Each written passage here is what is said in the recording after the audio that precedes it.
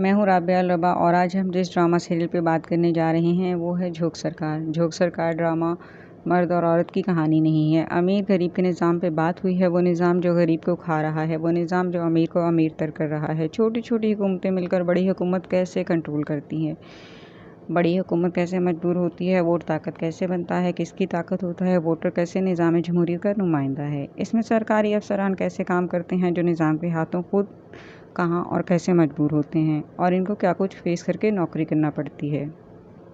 جو کچھ نشر کیا جا سکتا تھا وہ تو کر دیا گیا ہے، باقی نیوز چینل کی خبریں اور سوشل میڈیا کی کہانیاں جمع تفریق کر کے ضرب دیں تو پورا سسٹم سمجھ آ جاتا ہے۔ پیرس سائیں کی حویلی کے اندر سے نظام وزیروں تک کیسے چل رہا ہے، ایک وڈیرے نے کیسے انسان کو مجبور اور کنٹرول رکھنے کا چکر چلایا ہوا ہے، اور کیسے اس نظام کو مسلسل برقرار رکھا جا رہا ہے۔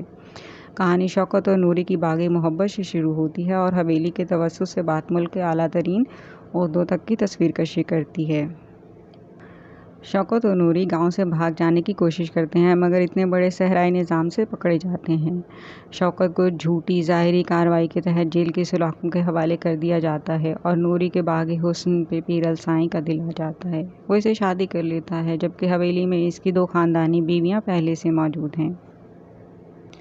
پہلے نوری انکار کرتی ہے مگر اس بات پہ راضی ہو جاتی ہے کہ پیرس سائیں اس کے باپ کا قرضہ معاف کر دے گا اور شوکت کو رہا کروا دے گا، اور پیرل کی بیوی تو بن جاتی ہے مگر رہتی وہ اپنے وقت کی زلیخا ہی ہے۔ اس سارے قصے میں ارسلان ایک عام آدمی کا بیٹا مقابلے کا امتحان پاس کر کے نظام کا شکار ہوتے ہوئے جھوک سیال میں نوکری پہ لگ جاتا ہے۔ جھوک سیال دہشت کی علامت جیسا علاقہ ہے۔ ارسلان ایک مجبور انسان کے روپ میں اپنی ڈیوٹی کی جگہ کو معائنہ کرتا ہے تو نظام کا آئینہ اس پہ عیاں ہو جاتا ہے۔ سسی ایک غریب باپ کی بیٹی ہے، دوسرے گاؤں سے ایف اے کیا ہوا ہے، اسکول کی نوکری کے کاغذات بند فائلوں میں پڑے ہیں، اسکول بھی بند پڑا ہے کہ حویلی کا قانون کہتا ہے یہ باغی پیدا کرتے ہیں۔ سسی پہ پیرل کے اکلوتے بیٹے میرل کا دل آ گیا ہے جس کی وجہ سے وہ اس کے بھائی کو نوکری والی عیاری کے ساتھ ملا کر انسانی اسمگلنگ میں ملوث کاروبار میں شامل کرتا ہے۔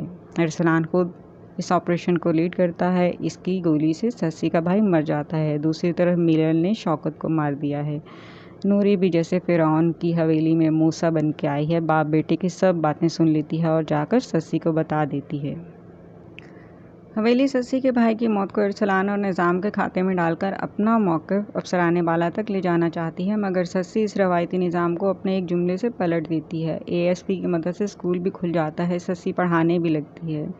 وہ شوکت اور نوری کی کہانی ارسلان کو بتا دیتی ہے۔ وہ یہ بھی بتا دیتی ہے کہ شوکت اپنے گھر نہیں پہنچا۔ جب قدرت اپنا فیصلہ کر لے تو انسان بے بس ہو جاتا ہے۔ کہانی بھی یہیں تک آ گئی ہے۔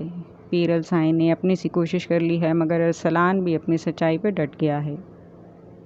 میرل ارسلان سے جو رقابت لے بیٹھا ہے اس میں وہ اپنے ہی پیروں پہ کلہاڑی مار لے گا۔ ارسلان جو بھی کر رہا ہے وہ اس کی ڈیوٹی ہے، وہ اس کی نوکری کا حصہ ہے۔ افسروں کی زندگی میں ایسے واقعات اور انسان آتے ہی رہتے ہیں مگر سسی کے دل میں اس کے لیے ایک نرم گوشہ ضرور پیدا ہو گیا ہے۔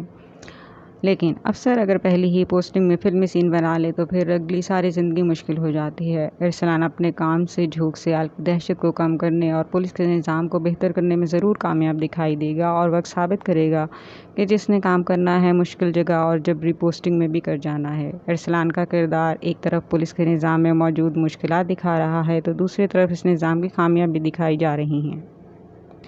نوری جیسے جیسے پیرل سائیں پہ کھل رہی ہے وہ اس کی ذہانت سے متاثر ہونے لگا ہے۔ ذہانت کا حسن سے بڑا نشہ ہے مگر یہ وہی جانے جس نے کیا ہو۔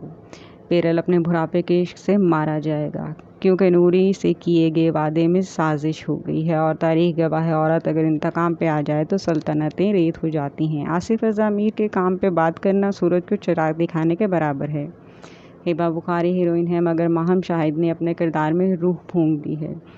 فرحان سعید کے لیے شاید یہ کردار عمر بھر کی پہچان بن جائے۔ وہ لڑکیاں جو حویلیوں کے خواب دیکھتی ہیں ان کو یہ ڈرامہ ضرور دیکھنا چاہیے کیونکہ ہم نے عمل نہیں بانٹا، خواب تقسیم کیے ہیں۔ پوری ٹیم کی آؤٹ ڈور محنت دکھائی دے رہی ہے جو قابل تحسین ہے۔ ڈرامہ 3 زبانوں میں لکھا گیا ہے، اردو، سرائکی اور پنجابی، لیکن پروڈکشن ٹیم نے ایک بات کا خیال نہیں رکھا، اگر یہ پنجاب کی زمین کی کہانی ہے تو پولیس کی وردی خاکی ہونی چاہیے تھی۔ ہم ٹی وی سے ڈرامہ نشر کیا جا رہا ہے، مومنہ درید پروڈیوسر ہیں، ہاشم ندیم خان نے ڈرامہ لکھا ہے، ان سے ہم نے پوچھا کہ ہمارے فکشن اور ڈرامہ دونوں میں مکمل مردانہ کردار دکھائی نہیں دیتا، آپ کے یہاں مرد کا ایک بھرپور کردار دکھائی دیتا ہے، آپ کیوں ایک مکمل مردانہ کردار لکھتے ہیں؟ تو انہوں نے کہا، مضبوط عورت کی کہانی کبھی مکمل نہیں ہوگی جب تک مضبوط مرد کا کردار نہیں لکھا جائے گا۔ دوسرا سوال ہم نے کیا، جھوک سرکار میں نظام کے جس پہلو وفا کی طرف اوپر سے نیچے اور نیچے سے اوپر تک کی نشاندہی کی گئی ہے، اس کو مد نظر رکھتے ہوئے سماج میں بہتری والا خواب دیکھا جا سکتا ہے؟ تو انہوں نے کہا، وفا شرط ہے، چاہے نظام ہو یا رشتہ، باقی بہتری کی امید پہ تو دنیا قائم ہے۔ ہم نے بھی اسی امید کی روشنی میں ہم ٹی وی کی اسکرپٹ انچارج سائرہ غلام نبی سے مجموعی کہانی پہ بات کی تو انہوں نے کہا، ڈرامہ سیریل جھوک سرکار کی کہانی بظاہر سادہ سی ہے، لیکن حقیقی صورتحال کو بڑے سلیقے سے ڈرامے کا موضوع بنایا گیا ہے۔ جیسا کہ ہم شہر میں رہنے والوں کو نہیں پتہ چلتا، لیکن گاؤں دیہات یا دیہاتوں کے اندر کیا صورتحال ہے، اسٹیٹس کے اندر اسٹیٹس بنی ہوئی ہیں، اثر و رسوخ رکھنے والے کس طرح اسٹیٹس پر اثر انداز ہوتے ہیں، اور دراصل وہ کس طرح حکمرانی کر رہے ہوتے ہیں، اور حکمرانی کرنے کے لیے انہیں کون میدان فراہم کر رہا ہوتا ہے، یہ سب اس کے موضوعات ہیں۔ جیسا کہ ہم دیکھتے ہیں کہ قانون موجود ہے، مگر لا قانونیت اپنی جگہ مضبوط ہے، انصاف کا نام لیا جاتا ہے مگر کھل کر ناانصافی کی جاتی ہے، غریب، لاچار، بے بس اور امیر ہمیشہ کی طرح زور آور، طاقتور اور بے حس ہے۔ اس کہانی میں یہ دو طبقات نظر آتے ہیں۔ بھاولپور کے گرد و نواح میں فلمائی ہوئی اس کہانی میں گرد اور گرمی کی شدت اور تپش کی آنچ دیکھنے والے کو محسوس ہوتی ہے۔